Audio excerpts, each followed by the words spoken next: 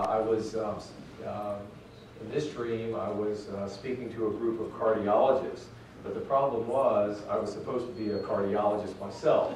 And of course, I'm a psychiatrist. So that was one snafu in the dream. And then the second part of the dream was, I was giving a talk with an old slide deck. Remember those carousel slide decks? Yes. Some of you are too young to remember, but when I first started speaking, you know, and remember how it would fall over and the slides would come out? Well, that's what happened. And the third snafu in the dream was my wife was there, and her organizational skills are terrible. She probably won't mind me saying that. But she was the one trying to organize them. And then lastly, I had a patient for this who was a cardiac patient. And of course, he was on a cross-country driving trip on the East Coast, so he wasn't even around to be here. So again, I woke up in this sweat, this cold sweat this morning, and I'm glad I'm a psychiatrist and I'm talking about something I know about. And I do have a patient, Tamara, who's over here, who's going to assist me during the question and answer part. Who's going to talk about some of her experience with this procedure. So hopefully things will go a little better than things did in my dream. But I was very excited when I was asked to talk about something having to do with bipolar disorder because I've had a lot of experience, and I feel there's something I can impart to an audience who's interested in learning more about the topic. My background, as you can see from the introduction, is primarily as a clinician. I'm not in the ivory tower doing research, although we need people who can do that in our field. But I'm on the front lines, and I do have, again, some patients in the audience who know what I do each day. But basically, I'm treating very difficult to treat patients. And my subspecialty is in the management of mood disorders, which include unipolar depression or major depressive disorder, as well as bipolar disorder. So as my practice has evolved through the years, I started out, like any psychiatrist, doing a combination of inpatient and outpatient work. But as the years evolved, I decided to focus mainly on inpatient work, where I was seeing more difficult to treat patients. And I subspecialized in psychopharmacology. And as the years went on, I decided to also learn more about brain stimulation. And I do ECT in my practice, electroconvulsive therapy, and I know there's a lot of people who can't imagine why that's still done in modern psychiatry, but it does have a place. But more importantly, there's a new brain stimulation technique called TMS, or Transcranial magnetic stimulation. And when this became FDA approved in 2008 for management of clinical depression or major depressive disorder, I was very excited to learn more about it because from what I heard, this was a non-invasive and non-systemic treatment. And basically, what that means is it doesn't cause the side effects that we see in so many of the medication-based treatments that we have in modern psychiatry. So I like to think or consider myself as a forward thinker, someone who's open to new and improved treatments. Unfortunately, I can't always say that about my colleagues because I think it's easy to fall into what's familiar and prescribe the same treatments over and over again when I think things can be done in a better way. So again, for today, I thought what I could contribute to the audience is to educate you about this new technique. I'll be candid with you. I'm not being paid or reimbursed by anybody today, so I can speak freely and give you my opinions. I am using a slide set that was provided to me by NeuroStar, which is or actually Neuronetics, which is the maker of the NeuroStar TMS therapy. But again, I am speaking freely today without any promotional type of scrutiny that is typically needed for that. So without further ado, let me go ahead and get started here. So you might ask, well, why is there a need for other treatments? And again, I think I've answered that because we just don't have a whole lot. When you really look at it, we have For depression or bipolar disorder, we have a slew of medication-based treatments. We have psychotherapy. I've mentioned electroconvulsive therapy. There's vagal nerve stimulation, which some of you may or may not have heard of, which is an FDA-approved treatment for treatment-resistant depression, but it's very expensive. Results are not very good. It can take 6 months. And who has 6 months, to really wait for an acute treatment to be effective? So again, just not a lot. And so when TMS came out, I was excited, and I'm going to talk about some of the details associated with it as we progress. So again, the slide set is tailored for major depressive disorder, and the reason for that is the FDA approval for TMS. But I will be talking about my experience in treating bipolar depression, and again, we do have a patient who will share some of her experience as well as we go forward. So this story with depression is not unlike what I see with bipolar depression. Unfortunately, as you go from early stage of entering treatment to later stages, is more treatment resistant. And if we look at each one of these lines here, starting with the blue one, unfortunately what happens with clinical depression is that efficacy decreases over time. So as you go from one medication to another, the odds of getting a response or ideally achieving remission are less and less. And when it comes to adverse effects, unfortunately, those increase over time. So the tolerability or the degree of side effect burden increases. So unfortunately, it's a double whammy of sorts, where you get less efficacy and more side effects. And then the orange line here has to do with long-term durability or maintenance treatment, which is less effective over time as well. So it's really actually a triple whammy of sorts. And this is all from the STAR-D data, which was the largest naturalistic trial that's been done through the National Institutes of Mental Health. So when we talk about bipolar depression, unfortunately, or even bipolar disorder, there's a similar scenario. Patients who are not adequately treated can develop more cycling of their illness, more frequent episodes of either hypomania or mania or depression.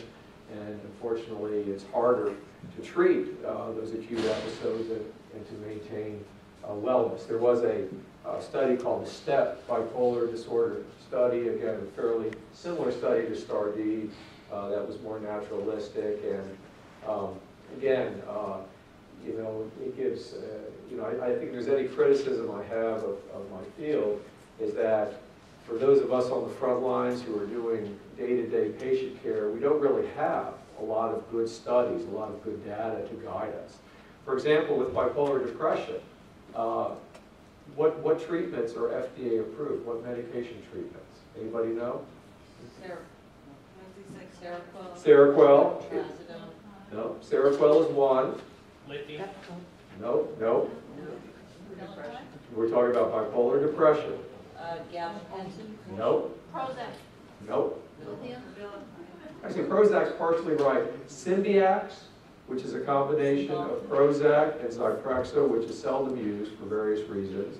Seroquel, and the third one is kind of a trick, Seroquel XR, which is the extended release. But that's it as far as FDA approval for bipolar depression. Now, I've asked some of my colleagues who are more into research, well, why is this? Why do we have such a dearth of, medications that are FDA approved? Why isn't there more research? Well, it's the nature of the beast, unfortunately, that bipolar depression is usually a much more severe type of depression than what we see in unipolar depression. And unfortunately, we deal with the other pole, which is the hypomania or mania end, and increased cycling. So that many of these treatments that are studied could actually worsen the natural course of the illness. So there's more liability for some of these drug companies because patients could be stabilized, could need hospitalization. So that's a theory as to why we don't have more research, which is disappointing because we could really use that. we can see also, unfortunately, with bipolar disorder that if it's not adequately treated, we have very high risk for suicide, probably 20 to 30%, which is quite high. And the other thought about bipolar disorder is that the length of time that it takes to make a diagnosis is on average 10 years.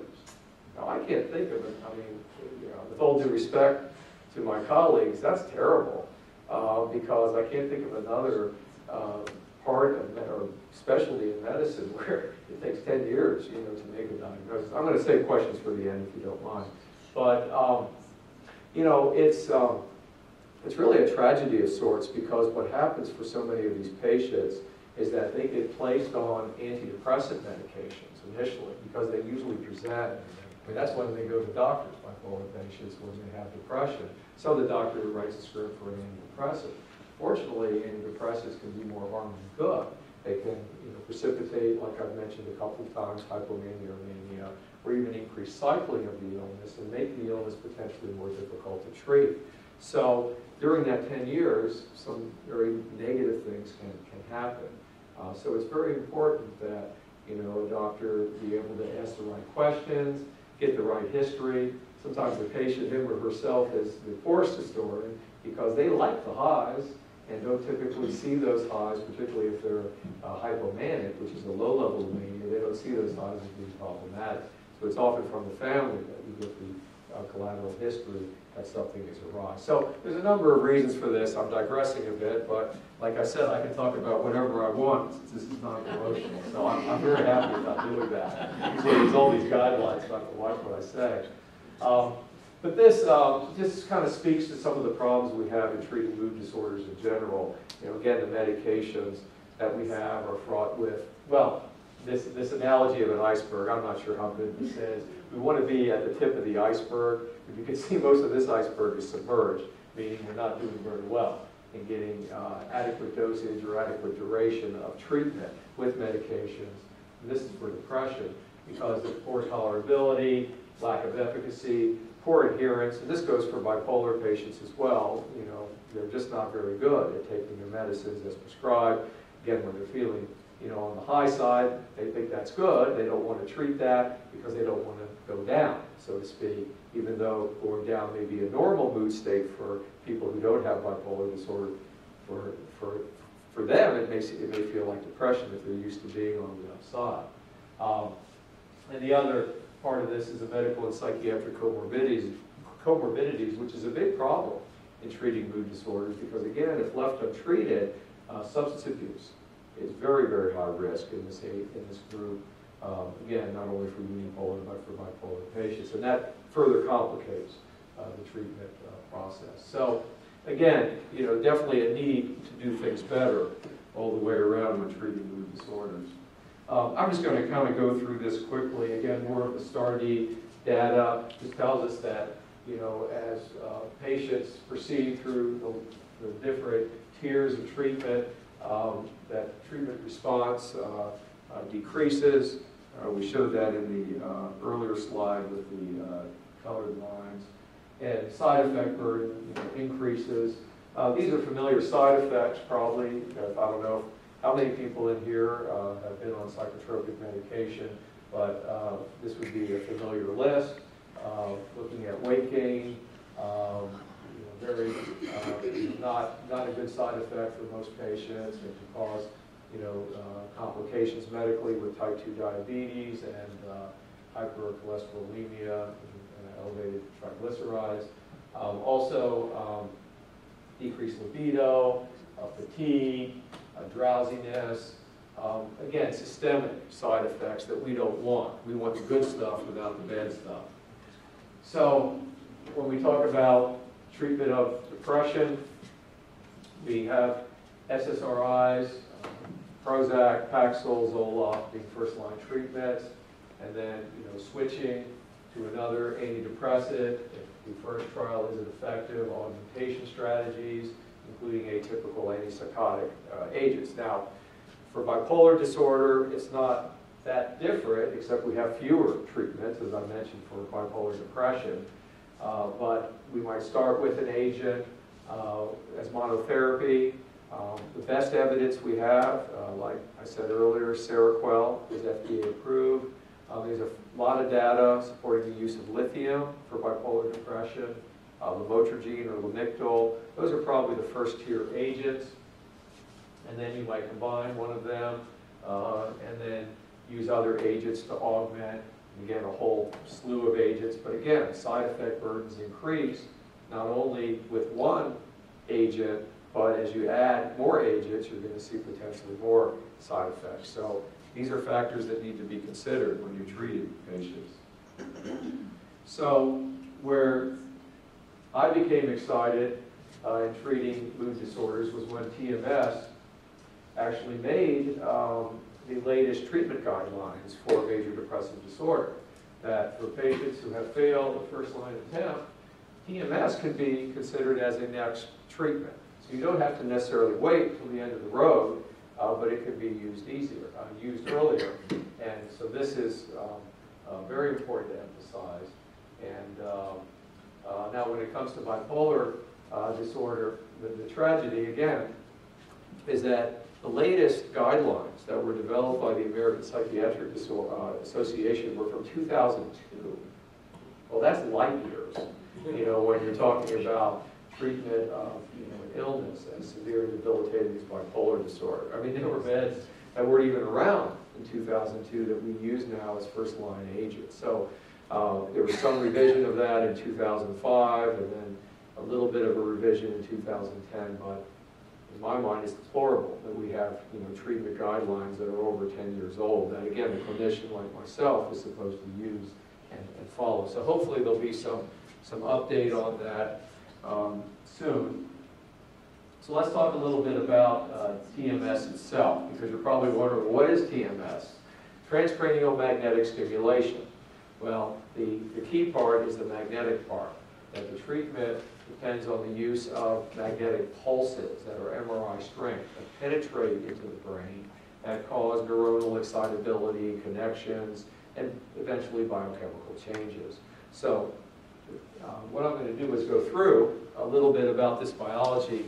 I get very excited about this because in the 1990s, which my kids will say is ancient history, but to most of us it's still fairly recent, that was the decade of the brain. And so there was all this research being done, trying to understand normal brain functioning as well as abnormal.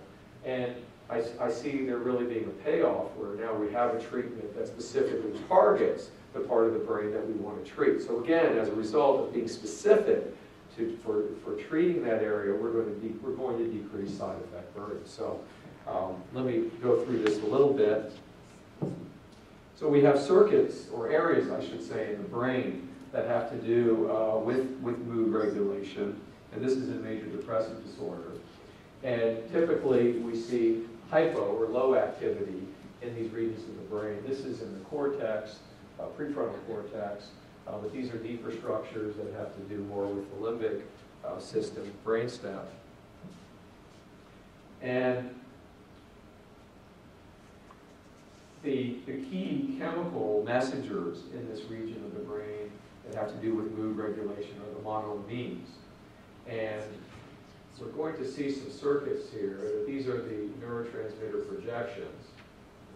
And these are the specific monoamines: serotonin, dopamine, norepinephrine. So if you're reading about mood disorders, these are the chemicals in the brain that you're typically going to read about.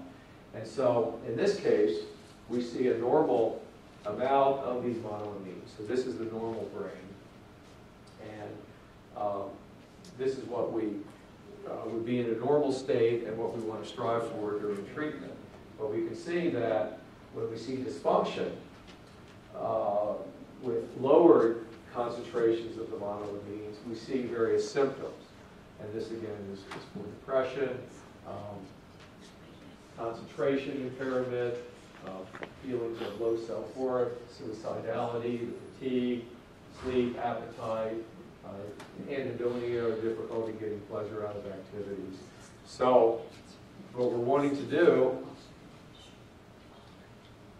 is somehow increase those monoamines so we can use chemical antidepressants So we give the medication, kind of like that, that's pretty cool. And voila, we see increases in the monoamines. And we see improvement in those target symptoms that we just talked about. Now, the other part of the voila is that we also see systemic effects. And these are the unpleasant side effects that patients experience. So again, we're talking about, we could be talking about really any psychotropic agent as far as what we see here. So again, having a targeted treatment that eliminates this would be preferred. So let's talk about how the treatment works exactly. I talked a little while ago about neurons or nerve cells being electrochemical cells, and they respond to either electrical or chemical stimulation. So what we'd like to do using TMS is to stimulate them electrically. And these pulsed magnetic fields, and this is the treatment coil that we use. We have a video that I'll show you a little bit that actually shows the chair and the actual apparatus attached to that. But this treatment coil is positioned over a certain region of the brain, on the left prefrontal cortex. You might remember that that was one of the areas of the brain that was targeted for mood regulation. And what we're doing is we're stimulating the neurons through these magnetic pulses that penetrate the brain to a depth of about 2 to 3 centimeters. So we see now the induction of a local electrical current in the cortex, again, that outer region of the brain that we had talked about earlier. And that causes an action potential to be elicited, and then the release of neurotransmitters. So this is a rather oversimplified schematic, but it gets the point across that this is how this treatment works. Now, remember that these neurons can be stimulated both electrically, which we have shown here, but also chemically. So it's a similar mechanism of action with medication. But again, the key point is we're targeting directly the part of the brain that we want to treat rather than putting the pill in someone's system that's going throughout the body and causing all the unwanted side effects. So let's talk about the actual, again, let's use this schematic to portray how TMS causes some of these changes. So this is the area of the brain, the dorsolateral prefrontal cortex, which is on the left side of the area that we're targeting. And we see the release of neurotransmitters locally. And then we see a subsequent traveling down this circuit, which is depolarization of pyramidal neurons in the dorsolateral prefrontal cortex. And then we see the circuit going deeper into these subcortical structures that we talked about earlier. And we're seeing, again, the good stuff, the monoamines increasing. And then we're seeing a feedback loop back to the cortical area of the brain. So this is a scan, the SPECT scan, that actually shows how we're stimulating this area of the brain, and we're seeing activity locally, but how it's also going to destructure the structures of the brain. So it's just another way of showing what I've described. And of course, these are the effects that are associated with improvements in depressive symptoms. So pretty cool to me, because I can do what meds have done without putting the patient through all of the systemic side effects that we've described. Plus, as my patient who had TMS will attest to, it's a much more pleasant experience being in an office up the street in Del Mar and receiving this treatment than having to go through some of the other treatments she had gone through. And I think that's maybe why it's hard for some clinicians to really believe that this could be effective, because there's something about psychiatrists, in their training, there's almost a sadistic quality that the patient has to suffer for us to feel like they're getting better. Like we give Haldol, and when the patient gets stiff, oh, that's a good dose. Yeah. But that's not the way we need to be thinking in 2013. we need to get away from patients looking sick when they're on medicine to patients doing better and feeling better. So anyway, I don't know if that's forward thinking, but maybe it is in my specialty. So we have a video here, and Ashley has showed me how to do this, and I'm not sure I passed the test here. Do I just go to It's this? on the bottom. On the bottom here? The bar. Yep, right there. Right here? Yep. Okay, here we go. And then And now you go, enlarge it too. enlarge it up top here, right here. Yep. Okay, here we go. So we're not as computer literate as my kids think. And then we have the play button right here. Good. So this should go. This is a video. There's no. Ashley thought that there was no, the sound hadn't gone through, but it's done on purpose, so I can jabber a little bit more about TMS. Usually it's done over a 6-week period of time, 30 treatments, 5 treatments per week, approximately 37 treatments, or 37 minutes for treatment. Patient is awake, there's no anesthesia, patient's fully clothed, alert. This is a psychiatrist treating the patient.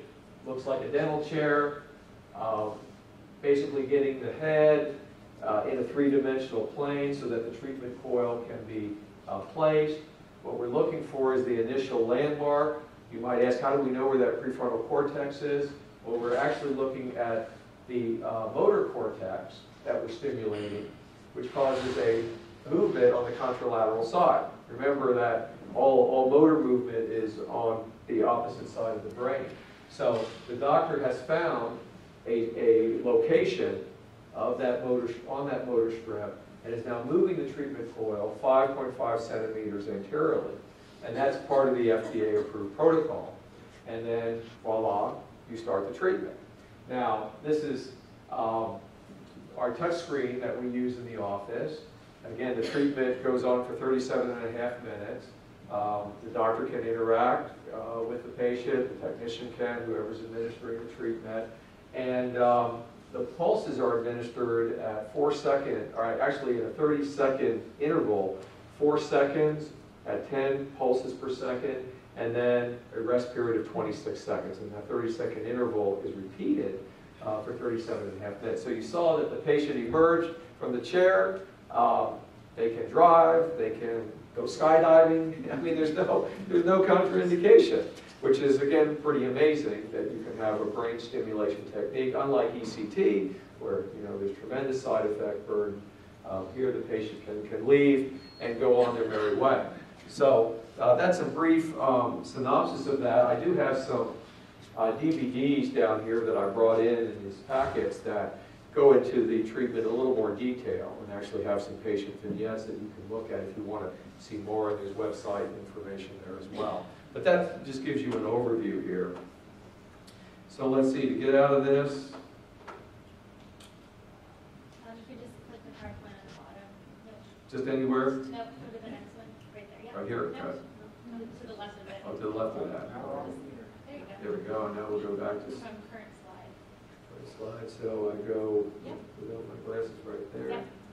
Good, perfect. So now we'll go forward, and that's what we saw. So, like we just saw in the video, placement of the coil, non-invasive, no anesthesia, no sedation. In fact, our office, as you'll hear from our patient, is set up quite nicely with a flat screen television where the patient can watch DVDs, they can watch movies, shows through Netflix, Pandora. Again, just so different from the way treatment has been administered in psychiatry. And again, I think it's hard for a lot of my colleagues to really appreciate that people can still get well, without that pain and suffering. And again, there's a certain number of pulses we're administering for treatment. That's where that 37.5-minute session comes into play. This says 4 to 6 weeks, but I can tell you that I can't really think of an exception, maybe one, that all of our patients who have been treatment responders are getting better and better at the 4 to 5 week point, so they're usually wanting to continue for 6 weeks. Some have even gone over 6 weeks as they're getting better and better. And some patients will insist on TMS because they don't want to be on medication, but we do have patients who decide to stay on their medication and want this to add to whatever benefit they've had. So the good thing is that you can use most any medication while you're receiving TMS. And the other important part of the picture, and I don't want to insult any therapists in the audience, but I want to mention that psychotherapy can continue and is recommended because the best outcomes, particularly for treating depression, are combination treatments. So again, there's no cognitive impairment. Patients can go to work, school, drive, and no disruption in their life or lifestyle. So it's very important to emphasize those points with the treatment.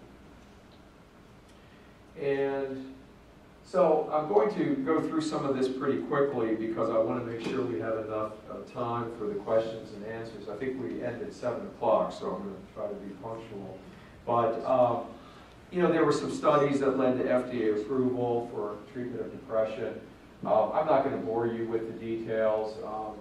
I'm just going to emphasize that the patients who were studied were pretty sick. They had comorbidity. So much sicker patients than the usual patients who were in an antidepressant medication study. You can see lots of medication trials in the current episode, up to 23 medication attempts with an average of 4. So again, a pretty sick group who were treatment resistant. And the unfortunate part about this data, and again, I'm not a researcher, is there were 4 groups, and they varied from, you know, I mean, they were all pretty sick, but if you put together all the data for the 4 groups, there's a p-value. Anybody a statistician here? Well, so there's a p-value, which is very important. It's got to be less than a certain amount. I think it's 0.05 typically.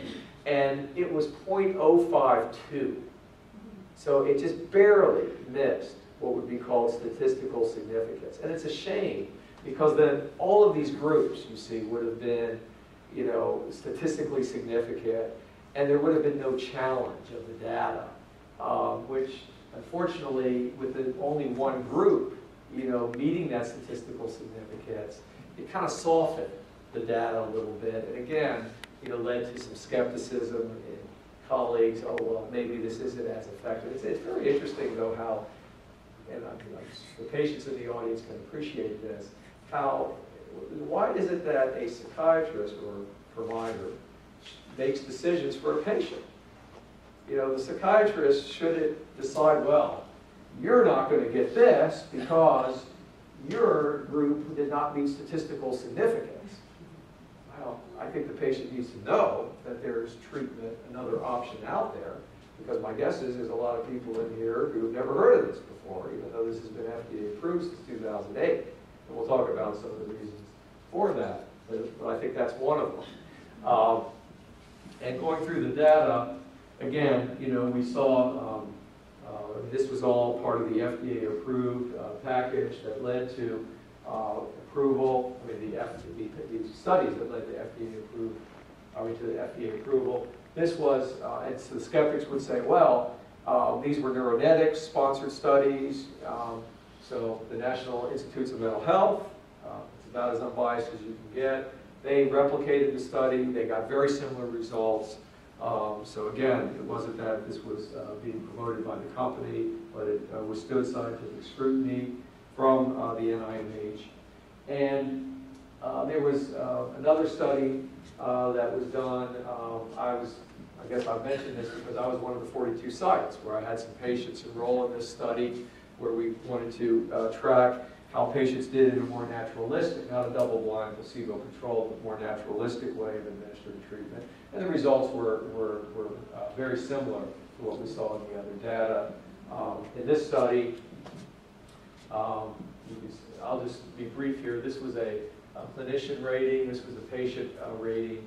And you can see here that the orange or red was much more ill. Well, that pretty much disappears. We see now the blue, which is mildly ill or better. And again, very significant, greater than 50% response rates. My response rates are higher than that, as are other centers. I think part of that has to do with, again, some of the other variables that we use. such as medication and therapy, you know, adding and enhancing the outcome. And again, just another comparison. This is treatment response that we just saw in the two ratings. This is remission. You might say, well, gee, that seems kind of low, 30%, 37%. Well, for patients who have been sick for many years, who have been through the gamut of medications and poorly tolerated side effects, this can be actually excellent. So again, it depends on your perspective. And better than what we see with medication in starting studies with depression.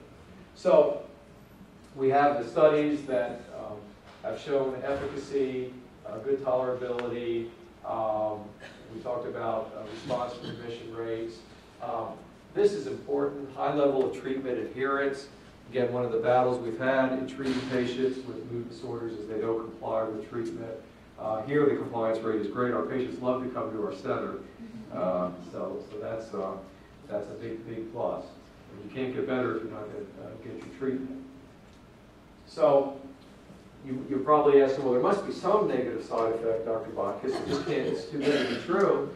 Well, yeah, there's some scalp pain or discomfort. Our patients call it the little woodpecker sitting on top of your head because you're feeling these magnetic pulses. There's a tapping sensation you feel. There's an auditory stimulus associated with that. Well, I take that any day of the week over some of the other systemic effects, and that's only for the 4 seconds out of every 30 that a patient experiences that. No seizures during the clinical studies. There were some sporadic seizures post-marketing. But if you look at the percentage with all the treatments, greater than 200,000 treatments, this was an updated slide, so I was very impressed with that.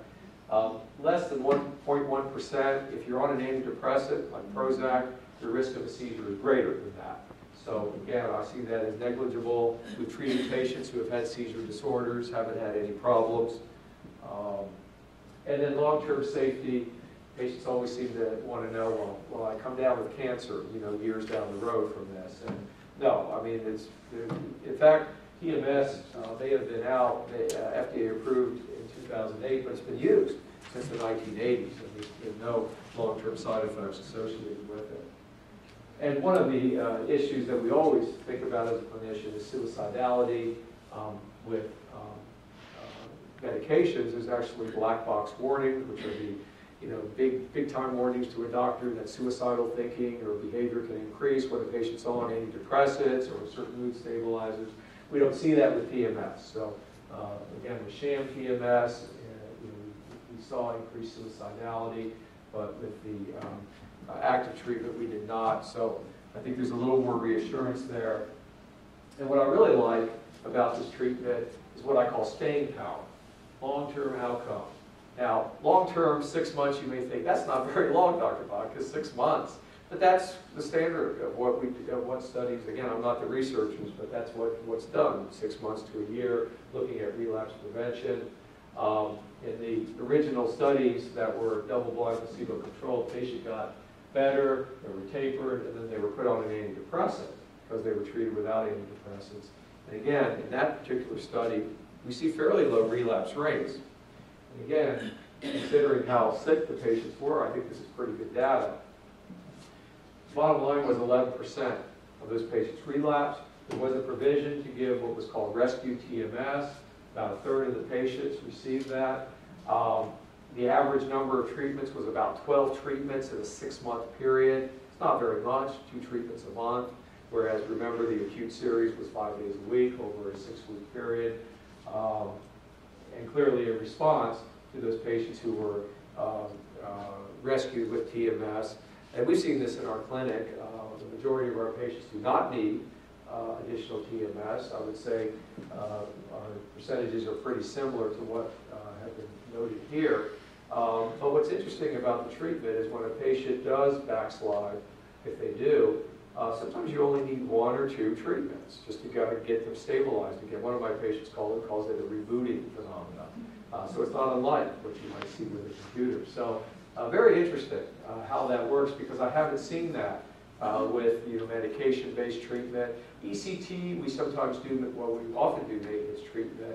but it seems like we have to do more to kind of get a patient back to where they were, whereas with TMS, again, 1 or 2 treatments may be all we need. There's still need for research in TMS. Please don't get me wrong that that the gospel, that you're getting, you know, the gospel here, and that this is the dogma of TMS.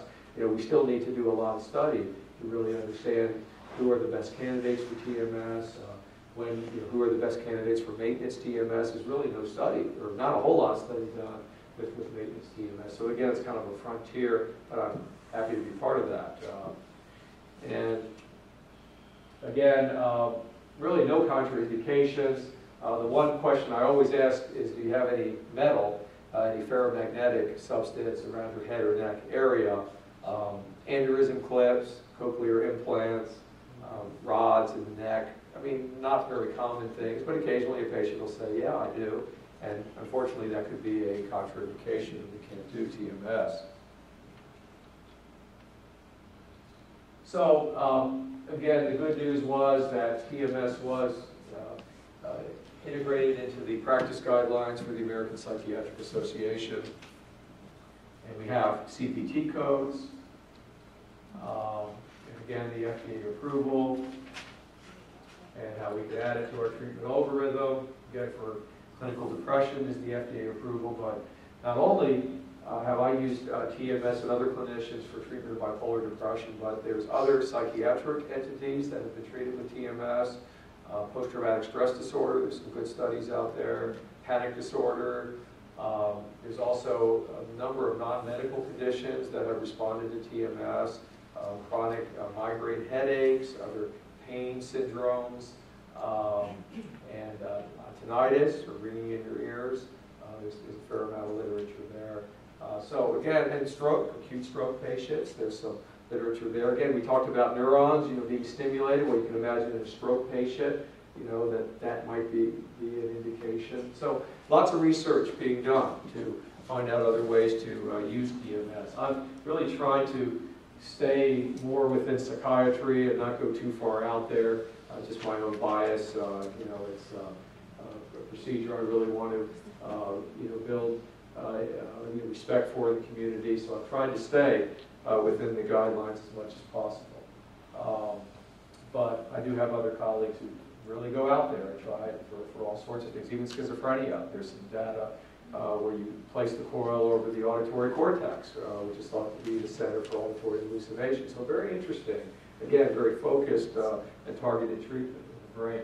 So the summary, we know it's been FDA approved for clinical depression. Again, used off-label for other indications, including bipolar depression. The APA practice guidelines, again, adds further legitimacy to the treatment. And for patients who don't want medications, it gives a viable alternative. So you might ask, well, why isn't everybody lining up at the Botkiss Center for TMS Therapy and getting this? Because it sure sounds better than medication. I mean, I would vote yes. If I had depression, give me this. Well, there's two problems here. Part of the problem is that insurance carriers have been very slow to embrace this as a covered treatment. There's really only 3 major insurance carriers in the West that have embraced this, and quite frankly, from what I've heard, it's a very cumbersome process to get it authorized. I know clinicians have treated patients and haven't been reimbursed, so I'm not doing any work with the insurance company at this point, and I have some mixed feelings about that because I want it to be available for other patients, but I can't. Nobody can run a business if you're not going to get paid. It's unfortunate that it's come to that, and I'm hoping that things will change as people advocate and talk to their insurance companies and ask this to not only be a covered benefit, but to be fairly covered and reimbursed. Because there's a couple of insurance companies that reimburse at such a low rate, it's less than what my expense is. And that's a second problem. There's a part on the machine, you might have noticed on the coil, there's a covering for it. It's called a Senstar link. And again, as a psychiatrist, I'm not used to using machines, in my practice, but it's a disposable part that I have to pay for every time I get a treatment. And I have to order these Senstars from Pennsylvania and they get shipped out here, and they're very expensive. So believe me, all the clinicians out here have, made it made statements to the manufacturer that that price needs to come down so that the overall cost of the treatment can come down. So I know I'm going to be asked, well, what is the cost of treatment now, Dr. Botkiss, since you said that insurance probably will cover it?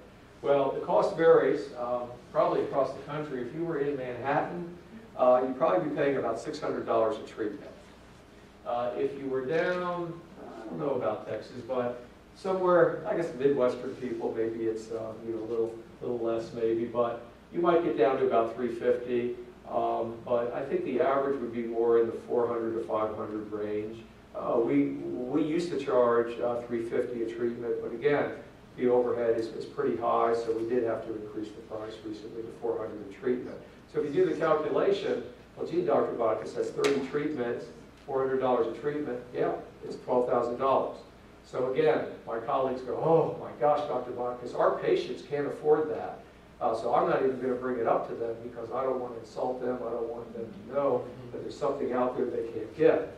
Well, again, you know, I have a different point of view. It's not my job to decide for my patient what has value in their life. My job is to give them different options. And I like to work with patients in a collaborative way where I'm not saying you must do this, you must do that, but I like to give them options so that they can make an informed decision. So I think it's my duty to tell them about TMS. Again, this is not from Dr. Botkiss's garage. This is I'm one of 400 sites with most of the leading academic institutions having a TMS machine. Mayo Clinic, Columbia University, UCLA, UCSD has a machine where they're doing a lot of the research. The Naval Hospital, where they're doing some research with veterans who have PTSD. So I'm all for more research because, again, it opens doors for more patients to get treated eventually. But you can see how it's become, a national phenomenon. I think there's now over 400 sites across the country. And always ways to get information about TMS. I have my own business cards here with my website on them that you're welcome to. And like I said earlier, some DVDs if you want to get some more details about the actual treatment and patient vignettes. So at this point, let me, I think I have some time left for questions. And since my patient was so generous to come down here, I'm going to start with her. Tamara has allowed me to use her name, Tamara Peterson, and she has been a patient of mine for a number of years, and mainly as a consultant, and, helping her with some different treatments at the request of her outside doctor. But she has a history of bipolar disorder and had been struggling with depression for a long time. And she ultimately opted for TMS. She was fortunate in that she had the one insurance company that does cover this at a fair market rate and was able to receive it. But I think she would like to talk a little bit about her experience, and I'll open questions to her as well as myself after she finishes. And I think she even has put together a very nice booklet, which I just saw tonight, that outlines, actually has some pictures of our center, and so I was very appreciative of that. So Tamara, you can talk, if you like, a little bit about your experience. Wherever you like. May as well try to take the stage for me. There you go. Hi, I'm Tamara, and I've run the gamut. I'm one of those from doing nothing and denial to finally seeking the help of a psychologist. In 1986, I got into depression that I couldn't handle, and I knew that if I didn't get help that I was going to commit suicide, and I was going to lose my job as a firefighter. So I thought that when I took the antidepressants that I was going to be cured. Well, I wasn't. So I did that for a few years. That was I had my first hospitalization in 1988, and I thought, okay, hospitalization, I'm going to be cured. And wasn't. So it's kind of run along that line. When was that? Down here. Oh, 2003 and 2004, I had my most severe depression, and so that was a year and a half either stayed in bed or near bed. And, I was losing the fight. And so what I did is I asked my dogs to, I told them that I'd stay here for them. So that's what kept me alive. So in 2005, I met Dr. Botkiss, and he invited me inpatient. I went inpatient, and he kept on at me for about 3 days, and I said, okay, I'll do ECT. So I've had over 160 treatments in this last 7.5 years, and I'm considered a partial responder. So some of the times it works well for me, and I feel normal and just regular. And then the other times is that I would like backslide and get into suicidality. And then I'd have to stack the treatments, at least 3 treatments a week, until I started feeling better. So it really hasn't been, let's see, it kept me alive, and it allowed me to work, and it's allowed me to function, but it certainly hasn't been optimal. And this is all with the ECT? ECT, yeah. So with TMS, I thought about it for a while, and I said, well, you know, I am a consumer of psych modalities, and I can look into this. So I did a lot of reading on the internet, and Dr. Botkiss' site has some studies, has some testimonials, and also, let's see, sites, studies, and then there's a radio show that he did that I listened to, and that was pretty interesting. And so now that I did 36 treatments, 30 treatments 5 times a week at 6 weeks, so that took up 30, and then titrated down with 3 the last week, or the 3 after the treatment, main treatment, and then 2 the next week, and then 1 to finish up. So it's been 2.5 months, and I'm feeling well. I feel normal, actually. And it's nice to be able to, I have more mental clarity, certainly, and the days seem brighter. I don't have the lethargy that I once had, and I'm not waking up in the morning wishing the day was over. I'm able to do more things, like go be with my friends, go to work. I'm excelling at work even. And could you talk about some of your interests and how that's changed for you as far as your activities and things that you now have interest in that you did before? well, the biggest one is exercise, and that's a key for me feeling well. And so I went from 0, from doing nothing, to now I'm exercising 4 times a week. I'm swimming. I have a swim class at Mesa College for 2 days a week at 8 o'clock a.m. Yeah. So that's a real and then I'm working with a personal trainer doing weight training. And then I'm also walking in my favorite places down at the Lehigh Shores. So I do that on Sundays and Fridays. And what else? And is there what's the Ireland connection again? Yes, I am taking antidepressants. So we decided that would be in my best interest. I've taken them for so long, and they don't hold me by themselves, but at this time I'm feeling normal. I have decided and made the commitment to go to Belfast, Northern Ireland, and that's in August of this year. I've been planning it for the last 6 months, and really getting serious about it, especially with taking the swim class. It is the World Police and Fire Games, and since I was a firefighter, and I am a retired firefighter at this time, I'm eligible. And so I'm really looking forward to doing the swimming events.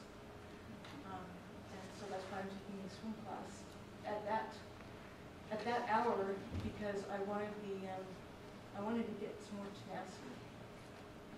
And so that's really helped. And the reason I interjected on that, Tamara, is again, as I listen again to your activities, I remember the days when you would barely get out of the home, you know, and it was a major event just to go down the street to a restaurant, as I remember. You know, you would tell me that. So again, to hear all your activity is just amazing. And again, you plan to go to Ireland.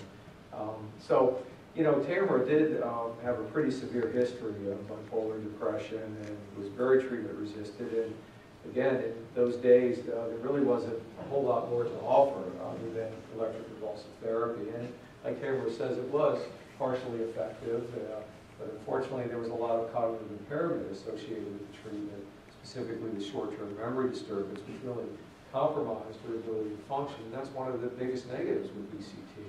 But again, it was really all there was. And she did very well with the TMS, really exceeded my expectations about how well she did. And so she's clearly one of our shining stars, you know, from our clinic. But let me open it up here for questions, either to myself or Tamara. Were you? Yes. The area of significance, is that like the 3 standard deviations? Plus or minus 3 standard? It was a p-value of less than 0.05, and I think the p-value was 0.052 or something like that.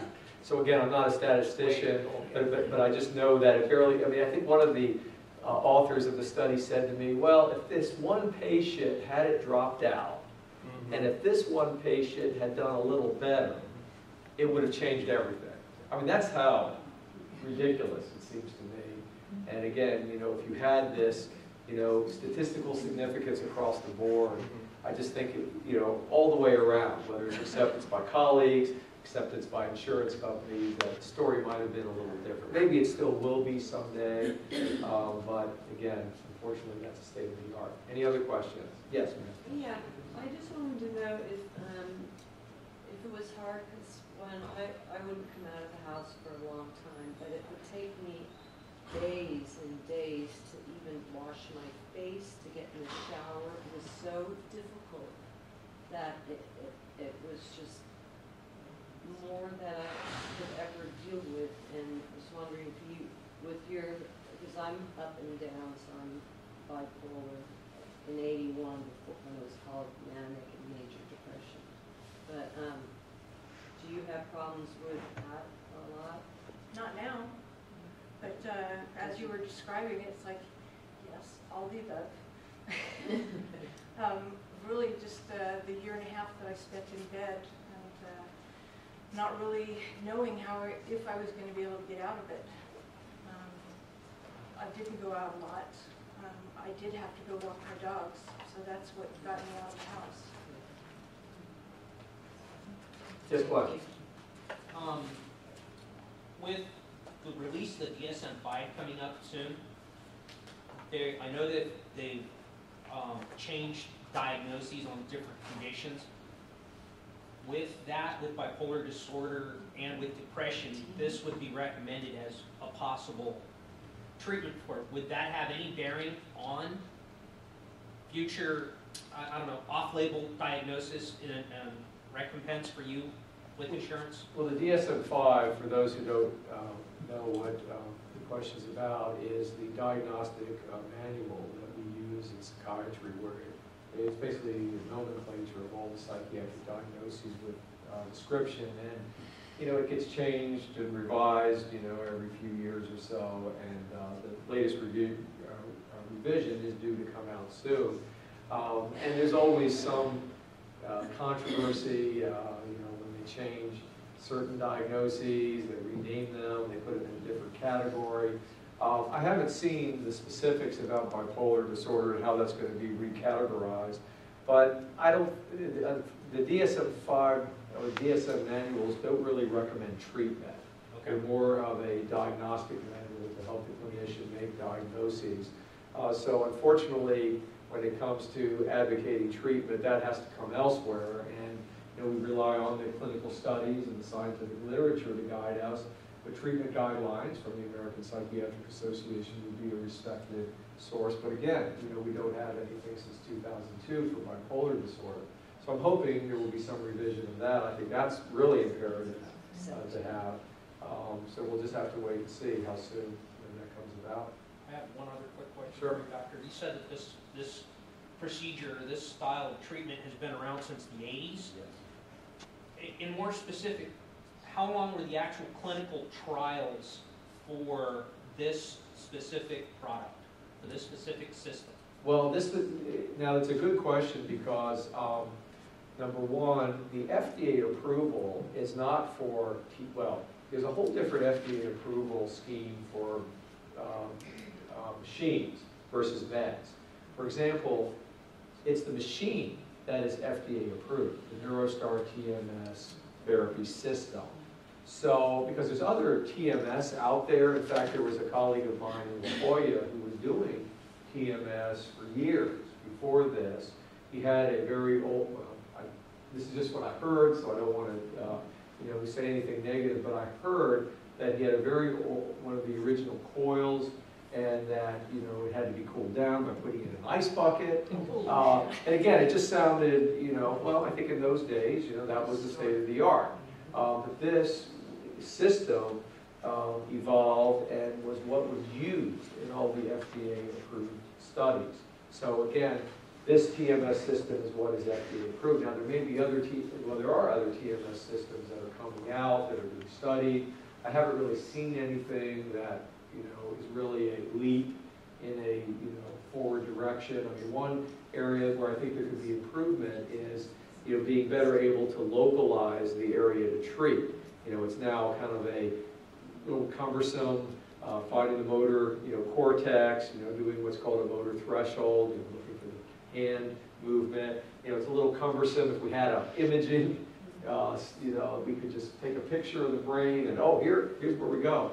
But that would probably make the machine a lot more expensive and the cost to the consumer a lot more expensive. So it's okay, but I would imagine there's going to be further refinements over time. There's deep brain stimulation that's being looked at, where they put electrodes in the brain and stimulate.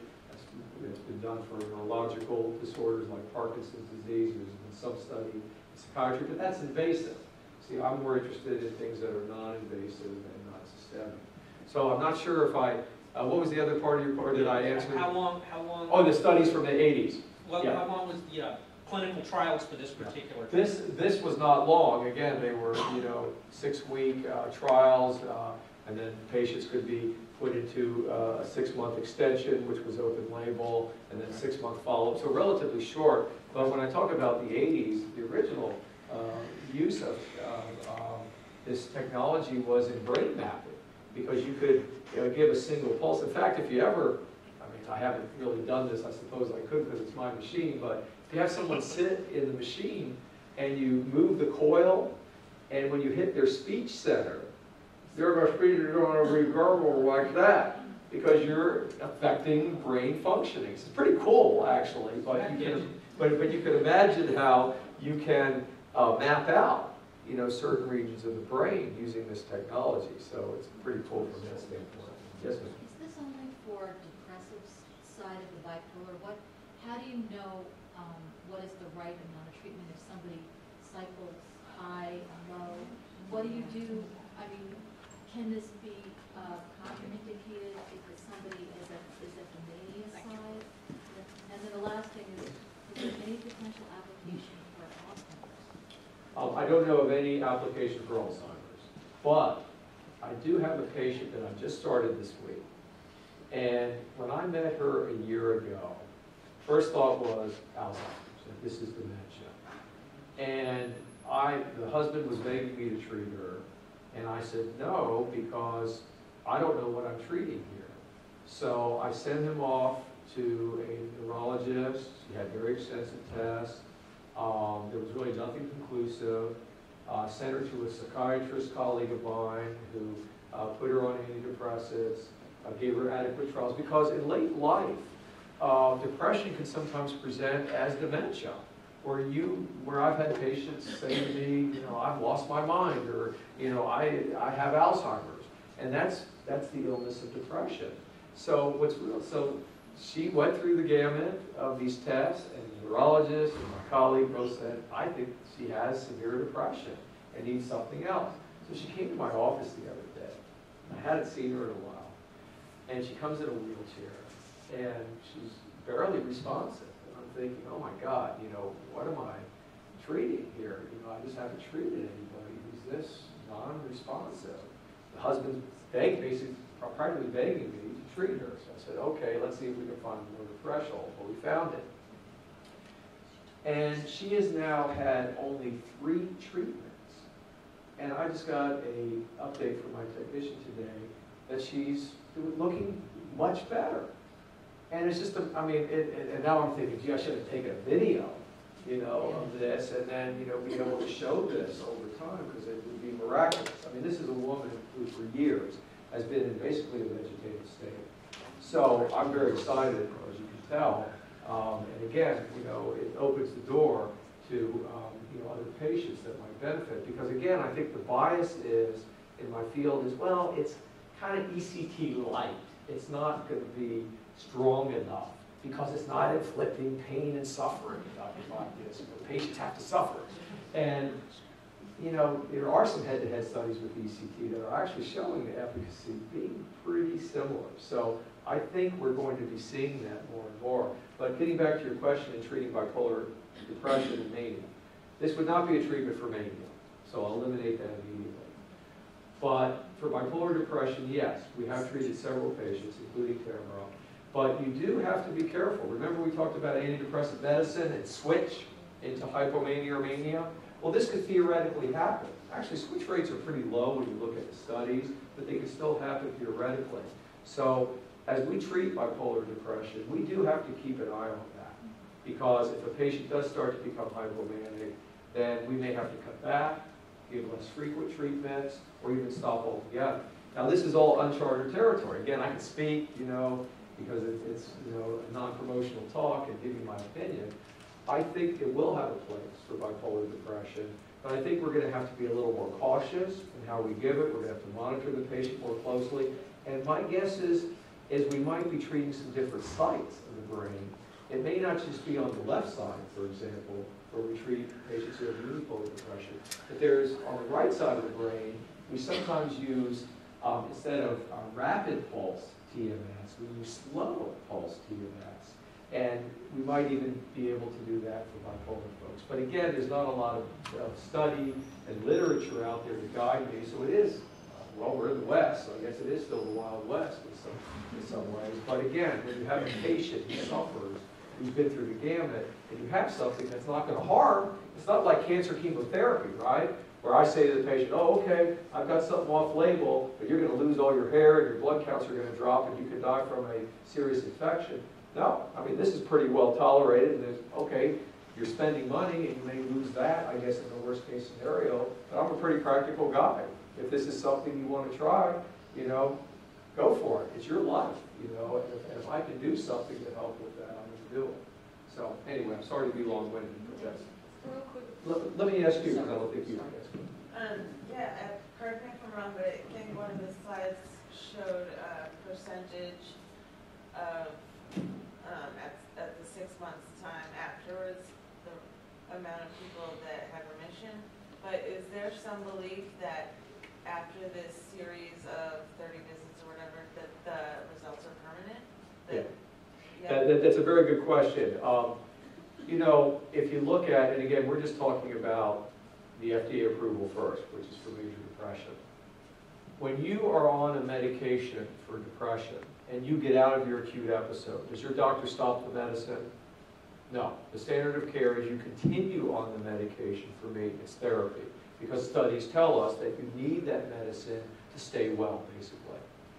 Now, for this, the data is, again, only at 6 months, but as you saw, the majority of patients, 2/3, did not need any additional TMS in that 6-month period. It was only 1/3 of the patients who did, and the amount of TMS was very limited. So I see that as a good thing, that there really wasn't a need for, the worst case scenario would be you just have to keep doing TMS your whole life to stay well. I know of no instance of that. And when we do maintenance treatment, we're not doing regular TMS, but we're really just stacking very limited treatments. I have a patient who comes in maybe every 3 to 6 months and gets 1 treatment, and that's enough to reset things for her. And then she calls my technician and myself and says, oh, I need a tune-up, and she comes in again. So it's a different way of treatment, but I do think it's different from medicine in that you don't need to continuously take it. And you can do it in a pulsed way like this, which I think patients love. They love that flexibility of not having to take that pill every day, but hey, I'll go into Dr. Botkiss' office for the tune-up today, and hopefully we'll be come back for a few months. Let's see, somebody who has an answer, ask a question, you in the back. Okay, two quick questions. Do you give cognitive therapy in conjunction with TMS for your patients, number one? And number two, what is the insurance company that will support this treatment? Well, I'll answer the latter question first. Anthem Blue Cross, Blue Shield of California, and HealthNet carve-out, which is Managed Health Network, or MHN. So those are the three insurance companies that, again, have it written in their policy. My experience has been that MHN is the easiest to work with, and again, reimburses at a fair rate. Again, that's a HealthNet carve-out, so if you have HealthNet, you might be eligible for that. The other companies, I have not even accepted those patients because I've just heard that it's a very cumbersome process and all the negatives that I mentioned. So the first part of the question was about cognitive therapy. Our treatments are, I mean, I'm there for the initial setup, to supervise that and to make sure that the amount of power that we're using to treat a patient is appropriate and that the placement of the coil is appropriate and all part of the FDA-approved protocol. But my technician is actually administering the treatment. All the coordinates for the positioning of the chair and the coil are in the computer. So a patient comes in each day, sits in the chair is put into the same position, patient's put in the same three-dimensional space, with their head or brain in this case. And then the coil is placed in the same position, and then the treatment starts. Now my technician, probably like most centers, is not a trained therapist. Although she is studying alternative medicine and has some really good things to share with our patients. Tamara knows Kara very well and worked with her. Frankly, when my patients leave, I think they're sadder about leaving Kara than they are me, because they really build a connection and a bond with her, even though she's not a therapist. Now, do they talk about issues? Yeah, but I'm always very clear with them at the beginning that Kara is not a trained therapist. But they can use the time as they deem appropriate, and Kara can listen and perhaps give some feedback. But again, there's other things that can be used to pass the time, like the flat screen and music, etc. But we do often combine cognitive therapy with the treatment. In fact, I'm very active at Mesa Vista Hospital, and we have a cognitive intensive outpatient program, which is probably the best in town in focusing on cognitive therapy. So we do have a group of patients who have attended that while they're getting TMS. Again, it's the best part, because you can combine treatments with this. So they go to their cognitive therapy session in the morning and they come to our center in the afternoon for their session. So I do think that we give the best outcome to combine that. Yes? We have time for one more question. Okay, one more question. So who hasn't asked a question? Well, you two, and you've asked. How about two questions, actually? Okay, one here and then one there, okay? I was wondering, I think you mentioned PET scans earlier in your presentation. I'm wondering, as you're watching the progress of any of your patients, do you do a pre or post scan? In other words, to look at what the progress is and if there's any new locations that might surface where you need to move your coils to. Forward thinker, I like it. That's great. And I'm serious because, again, this is the future, okay? But the cost issue is a big issue, because when you start adding scans on top of the amount that a patient is already paying for treatment, it would potentially make it cost prohibitive. Plus, I'm not a researcher where I think that would be a great study to be able to show through different imaging techniques, what changes in the brain are occurring, because like you're pointing out, you might have 10 patients, all who have major depressive disorder, but you take the imaging of their brain, and remember we had all those hot spots and the cold spots. Actually, it was more of the cold spots, but we're trying to make it the hot spots. And it would be nice to be able to customize some way.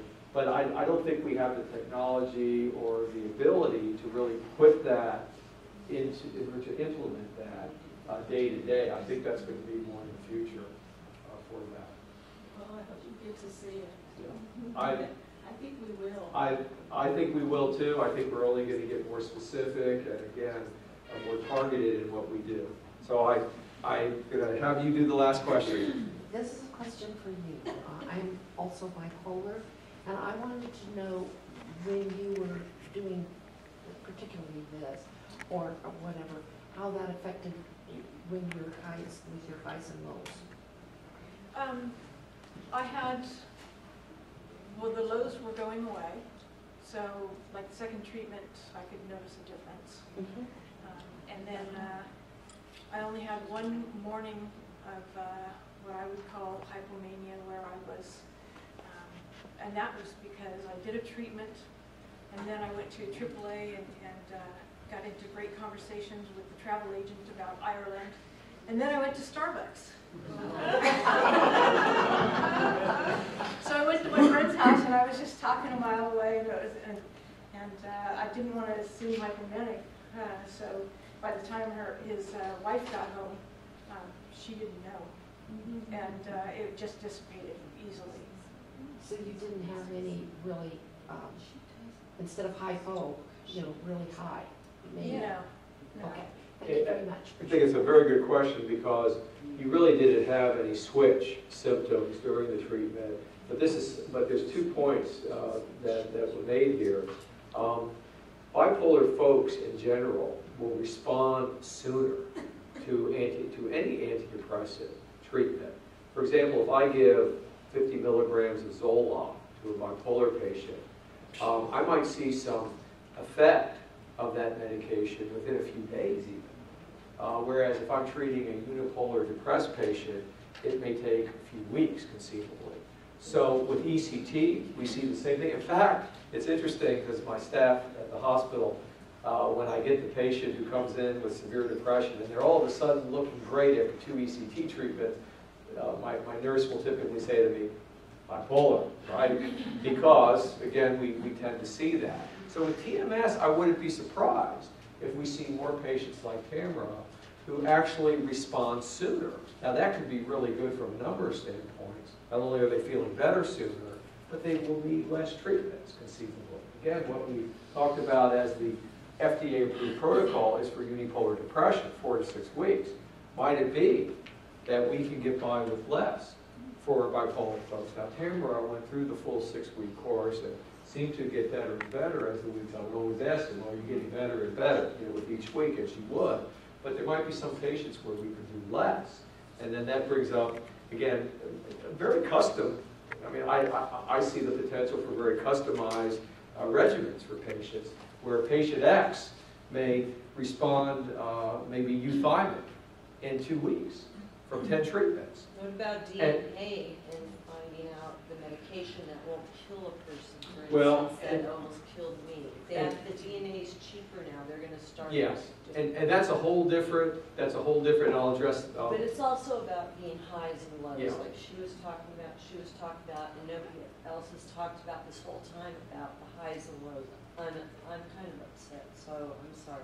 That's okay. We can talk some more if you want afterwards, but it's I mean, basically to finish answering your question, I see the time where we can really customize regimens for patients, and I think that would be very exciting because people are individuals and need that sort of treatment. So anyway, I want to thank everybody for their attention today.